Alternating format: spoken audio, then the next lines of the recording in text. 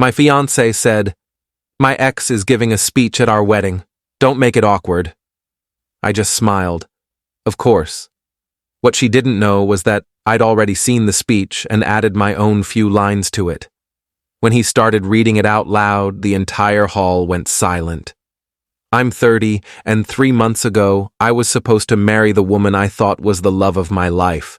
Her name was Rebecca, 28, and we'd been together for 4 years.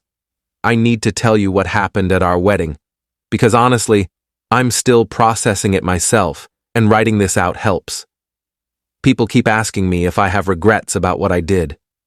The answer is complicated, but let me tell you the whole story first. Let me back up to where this whole mess started. About 6 weeks before the wedding, she came to me with what she called a small favor. We were at our apartment, folding wedding programs at the kitchen table on a Tuesday evening. I remember it was Tuesday because we'd just gotten Chinese takeout from our usual place, and she just dropped it casually between discussing seating charts and whether her aunt should sit near the band or away from it. "So, I know this might sound weird," she said, not looking up from the programs, her fingers carefully creasing each fold, "but my ex wants to give a speech at our wedding." Her ex, the ex-boyfriend from college, the guy she dated for 3 years before we met, the guy whose name came up way too often in our conversations. I stopped folding mid-crease. "Your ex? You're serious?" "Yeah, I know it's unconventional, but he's really turned his life around and he wants to wish us well. It would mean a lot to him. And honestly, it shows how mature we all are, right? That we can all be friends?" She said this while finally looking up at me with those green eyes that usually melted my resolve. I should mention that her ex had been weirdly present in our relationship from the start. Not physically present, but she talked about him more than I was comfortable with.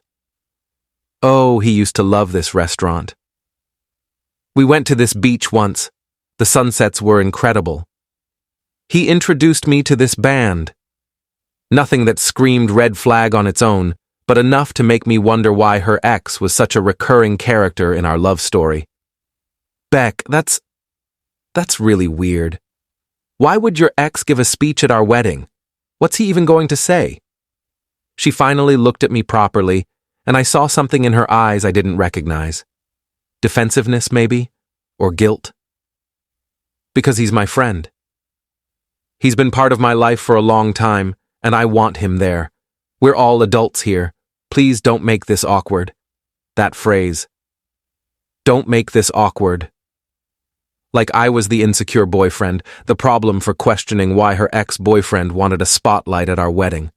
Like my discomfort was the issue, not the bizarre request itself. We argued about it for maybe 20 minutes. She cried a little, said I didn't trust her, said I was being controlling. I wasn't being controlling. I was being normal. But eventually, against every instinct screaming at me, I agreed. I told myself I was being secure, modern, understanding. Looking back, I was being a fool. A complete fool who was so desperate to prove he wasn't the jealous type that he ignored every red flag waving in his face. 2 weeks before the wedding, I was at her parents' house helping her dad move some furniture for a garage sale they were having. Her laptop was open on the kitchen counter, and a notification popped up right as I walked past it. The preview showed, "Wedding Speech, Final Draft." I'm not proud of what I did next, but I clicked it. I told myself I just wanted to see what he was going to say, that I deserved to know since it was my wedding too. And I read the whole thing, standing there in her parents' kitchen with my heart pounding. It started innocent enough. Congratulations to the happy couple, best wishes for a beautiful future, the usual speech stuff that wouldn't raise any eyebrows. But then, about halfway through, it shifted into something else entirely. He wrote about how he and she had a connection that transcends time, and how some loves never really end. They just change form. He wrote about a night last spring when they reconnected and remembered why they fell in love in the first place. Last spring. We were engaged last spring. I proposed in March on a beach in the Outer Banks, and she'd cried and said yes immediately. My hands were shaking so badly I almost dropped the laptop. I kept reading, my stomach turning with each sentence. He ended the speech with, "You'll always be my first love, and I'll always wonder what could have been. But I'm happy for you, really. I hope he knows how lucky he is."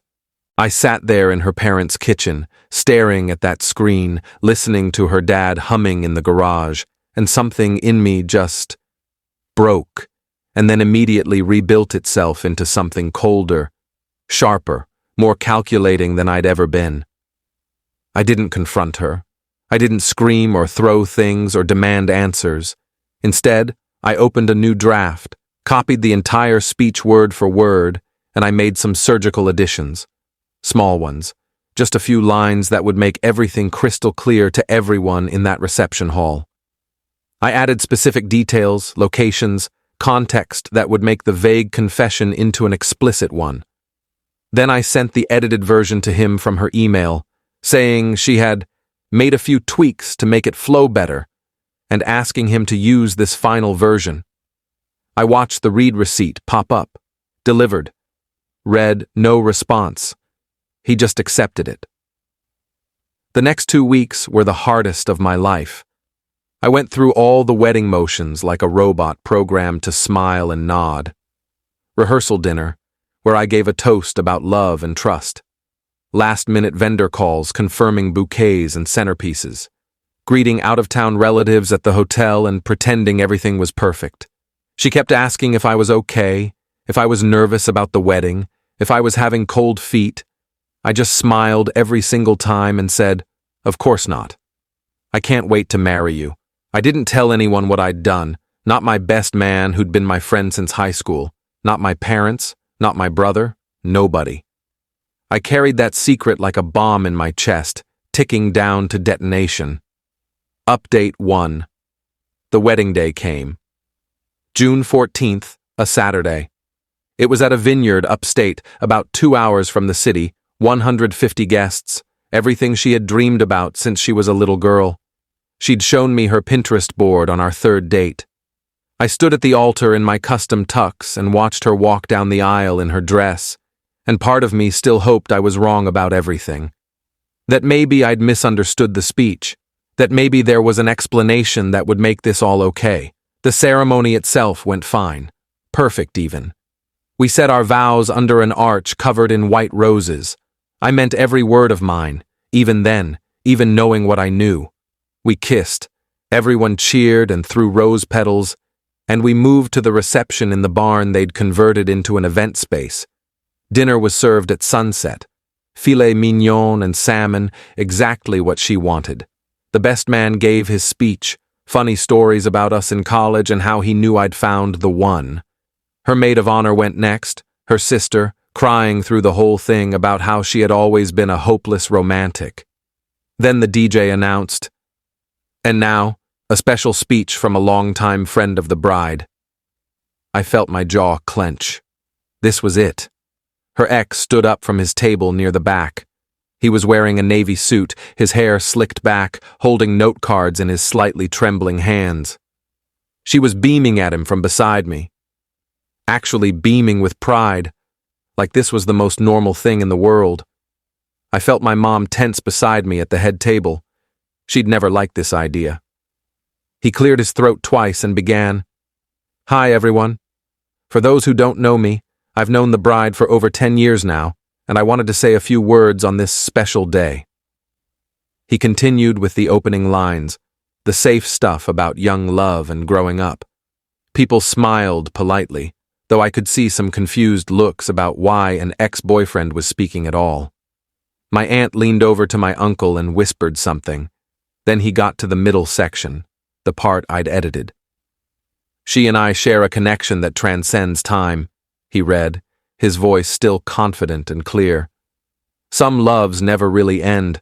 They just change form. Like last spring when we reconnected at the Marriott downtown on April 23rd and spent the night remembering why we fell in love in the first place." I'd added the location.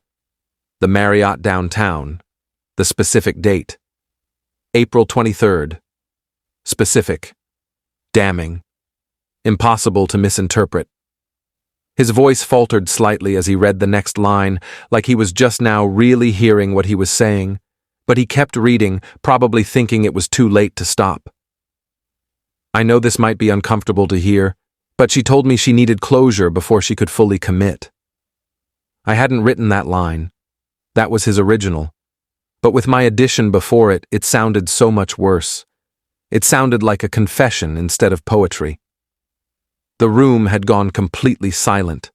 Forks stopped moving halfway to mouths. Conversations died mid-sentence. Wine glasses froze in the air. Her face had drained of all color. She was staring at her ex with absolute horror, her mouth opening and closing like she couldn't find words. He continued, seeming to not fully understand what he was reading aloud, his eyes following the words without processing them. She explained that what we had was special, and she needed to explore those feelings one last time before walking down the aisle. "Stop!" She stood up so fast her chair fell backward with a loud crash. "Stop talking!" "That's not stop reading." But her ex, confused and committed now, read the final lines. My lines, the ones I'd added. "So yes, you'll always be my first love. And to the groom, I'm sorry you had to find out this way, but I thought you deserved to know the truth before you made this marriage legal. Some secrets are too big to keep. I hope you can forgive her someday." I'd written that last part. He had clearly not read the speech carefully before standing up there. He looked down at the note cards like they'd betrayed him, then up at me, then at her. His face went completely white. This isn't what you sent me. I don't understand what's happening." My mother-in-law screamed, not yelled, screamed like someone had died. Her father stood up so fast his chair tipped over too, pointing a shaking finger at the ex. "Get out! Get out of my daughter's wedding right now!" She was crying, black mascara running down her face in streams, ruining her professional makeup. "It's not true. Tell them it's not true. Tell them you made this up." Her ex looked like he wanted the earth to swallow him whole. "I didn't write those parts." About the Marriott, about the specific date, about telling him I didn't write any of that. Update 2. I stood up calmly, slowly. Every eye in that room turned to me like I was about to explode. I pulled out my phone with steady hands, opened my photos, and held up a screenshot of the original speech he had written, the one without my edits, saved for exactly this moment. "This is what he originally wrote," I said, my voice steady and clear enough for everyone to hear. "I found it on her laptop 2 weeks ago. I added a few details to make sure everyone understood what reconnected really meant, because I did some digging after reading it." I swiped to the next photo. Hotel records, credit card statements, everything. I'd called the Marriott, claimed I needed records for a credit card dispute, sweet-talked a front desk employee, and found a reservation under her name. April 23rd. One night, checked in at 7 p.m., checked out at 11 a.m. I'd checked our joint credit card that same night. She'd told me she was at a bachelorette spa weekend in the Poconos with her bridesmaids. April 23rd, I said, zooming in on the receipt on my phone screen. She told me she was at a spa with her bridesmaids. Massages and mimosas, she said, but she was at the Marriott downtown, room 447, with him. The reception exploded into chaos. Her mother was sobbing into her hands, her shoulders shaking violently. My father grabbed my arm, trying to pull me away from the microphone, telling me we should handle this privately. Her bridesmaids were shouting at her ex, calling him every name in the book. My groomsmen were shouting at her, demanding to know if it was true. The photographer was still taking pictures, capturing everything. She ran to me, stumbling in her heels, grabbing both my hands desperately. "Please let me explain. It wasn't like that. It was just closure. It didn't mean anything. I love you. I married you today." I pulled my hands away from her like she was burning me. "You slept with your ex-boyfriend while we were engaged, while I was picking out wedding venues and ordering invitations, and then you invited him to our wedding to give a speech about your eternal connection. What exactly am I misunderstanding here? Her ex was trying to leave, heading for the exit, but my cousin, who played college football and still looked like it, was blocking the door. Not aggressively, just standing there. All 6'4", 250 pounds of him. "Explain the speech," I called out across the room. "Explain why you wrote about her being your first love at my wedding. Explain April 23rd. He looked trapped, like an animal with nowhere to run. "Man, I'm sorry. I'm so sorry." She reached out to me in April. She said she was having doubts about the wedding, about whether she was making the right choice. We met up to talk and things happened. We slept together. She told me afterward it was a mistake, that she loved you, that it was just cold feet. But then she wanted me at the wedding as a friend. I wrote the speech to be, I don't know, poetic? To show I'd moved on? I'm an idiot. I'm so stupid. "You're more than an idiot," my father said quietly from beside me. It was the most threatening I'd ever heard him sound in my entire life. She was full-on sobbing now, her carefully styled hair falling out of its pins. "I made a mistake. One mistake. We were supposed to get married today. We did get married today. Doesn't 4 years mean anything to you?" I looked at her, really looked at her, in her $3,000 wedding dress, with her ruined makeup and her desperate eyes. It meant everything. That's why this hurts so much. But you didn't make one mistake. You made 100 small choices that led to this moment. You chose to meet him. You chose to sleep with him. You chose to lie about where you were. You chose to invite him to our wedding. You chose to let him write that speech. You made me feel crazy and controlling for being uncomfortable with how much you talked about him. Every single one of those was a choice.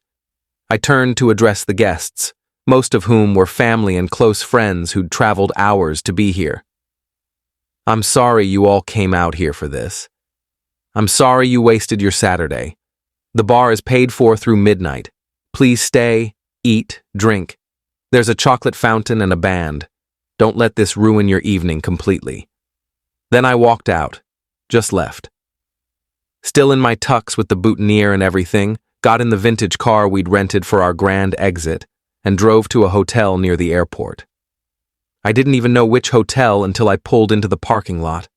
My best man followed me in his car. He didn't say much, just sat with me in that generic hotel room while I took off my tux piece by piece and tried to process what I'd just done, what I'd just destroyed. "You knew," he said finally, breaking the silence. "You knew before today." "Yeah." "Why didn't you just call it off? Why the public humiliation?" I thought about that for a long time, staring at the awful hotel art on the wall. Because I needed everyone to know why. If I called it off privately, she would have controlled the narrative. She would have told everyone I got cold feet, or I was jealous, or I was controlling. Her family would have pressured me to forgive her. Her friends would have called me insecure. This way, everyone saw exactly who she is. Everyone knows the truth. He nodded slowly. "That's cold, man. Like really cold." "Yeah, it is." Update 3. The next week was absolute chaos. She called me 47 times the first day alone. I counted. I didn't answer a single one. Her mother showed up at my apartment on day 3, begging me to reconsider, saying she was destroyed and not eating and this would kill her.